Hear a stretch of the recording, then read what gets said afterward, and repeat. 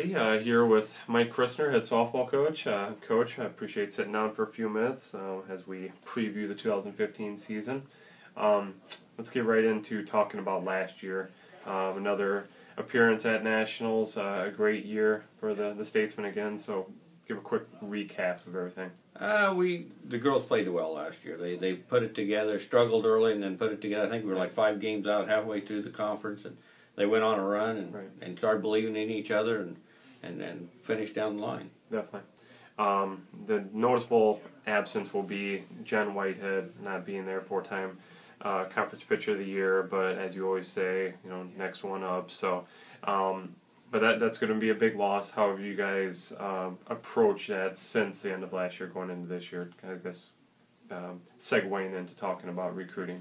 Yeah, Jen's a big loss. Jen had a great career. A local Oski, Iowa kid, and she had a great career. And yeah, we'll move on. Recruiting wise, we picked up a couple of hitters in the lineup. Pitching wise, we're just going to go with the 2 we had from last year, London Young and Brittany Grove. And they've really improved over the year. They're really coming on right now. They look good in practice last couple of weeks. Great.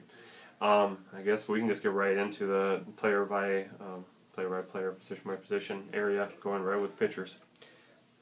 London's probably will be the leader, and Britt right behind her, and they've got the most experience. And then behind them will be Paige McGuell, a transfer out of California, and then Olivia Nichols, which is out of Missouri, is a sophomore that was here last year. She's improved a ton too, so they'll be vying for that number 3 spot. Sure, definitely.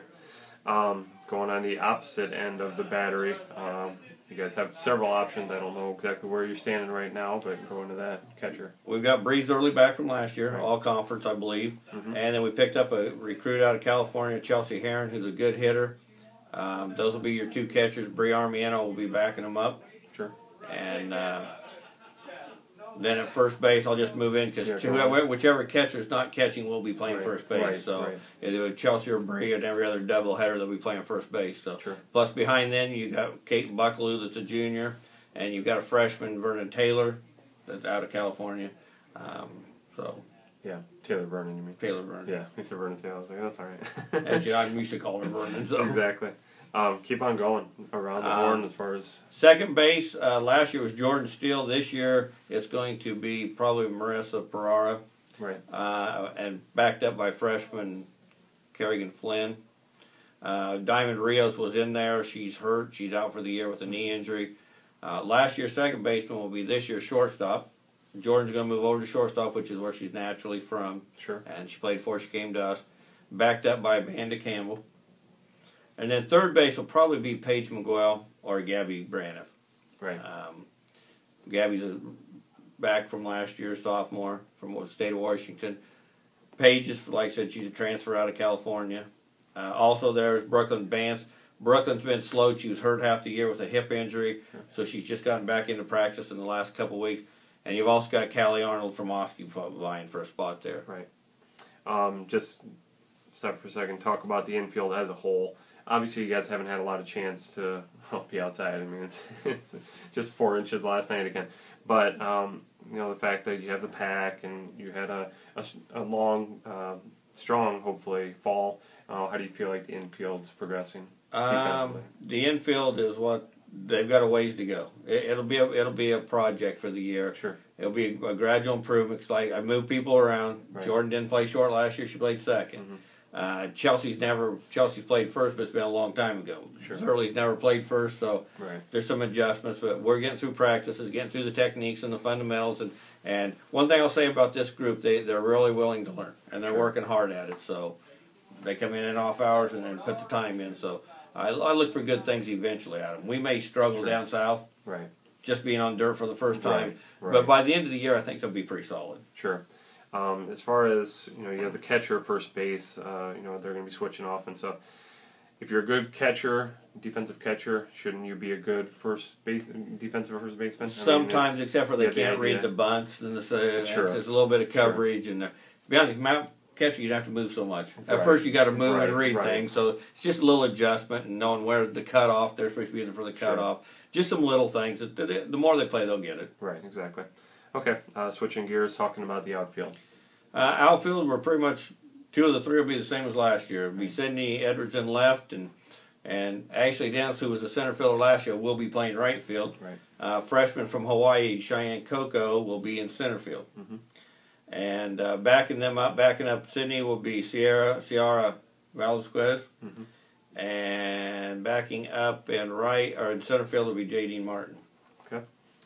Sounds like a lot of speed in the outfield. Cheyenne has touted her with a ton of speed. Ashley's got a ton of speed. Sydney covers a lot of ground in the left, so could be one of the fastest outfielders we've ever had. Yeah, definitely. Should be able to go get the ball.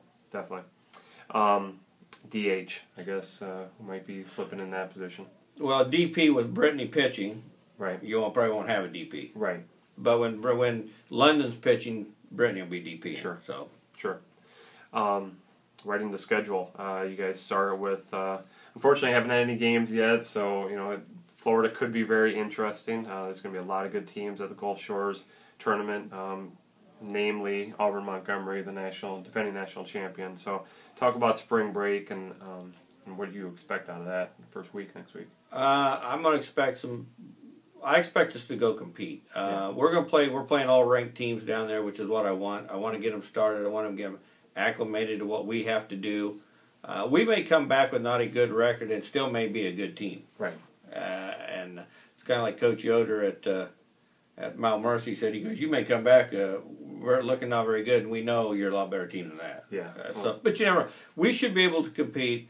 We still should pull out quite a few wins down there, to be honest with you. Yeah, definitely. Well, those teams are going to have the advantage of being, for a bunch of them, never been off the field. They've been able to stay on there, even during captain practice per se. But so they'll have that leg up on you. But I think playing in the pack in the last couple months, you guys should be ready. Our activity center helps us a ton, and we got talking the other day about that.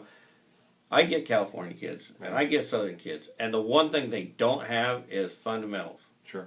Because we come up to guts of thinking and talking to them, they go out and play. They don't break it down. Right. Because if they're outside every day, so they don't have to, right. I guess. Sure. Or they should, but they don't. So right. so maybe there's a little advantage there that we do get a little time inside that we can work on little things and details and get things done. Exactly. Yeah. I mean, you guys can definitely still scrimmage to a point in there, but it definitely sets up nicer to just do the smaller things and make sure you start from the ground up. Conference, last year in the MCC, before everybody goes off in their own separate directions, looks like, again, it'll probably be fairly wide open. You guys, Ambrose, Grandview, how do you feel like everything's probably going to sort out? Grandview has vastly improved. They picked up a pitcher. They got to recruit a pitcher, and it's pretty good. Mount Mercy, they're solid always. St. Ambrose is solid always. Right. Clark already's won 3 or 4 games down south, so yeah. I knew Jeff there would improve them, so they'll be vastly improved. Viterbo, I don't know what to expect out of them. Their coach was just hired in January. Yeah. AIB, with the situation up there, you don't know what you're going to get there. Right.